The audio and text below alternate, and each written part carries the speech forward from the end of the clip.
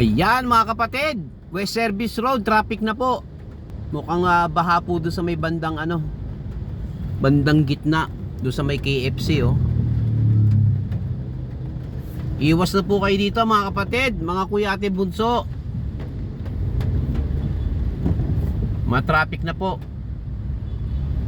Mukhang baha pa po doon.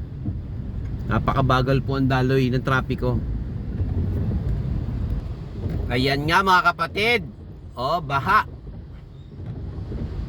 Kaya medyo mabagal po ang daloy ng trapiko. Doon po medyo malalim-lalim po oh. Eh po mga kapatid oh. Medyo malalim-lalim.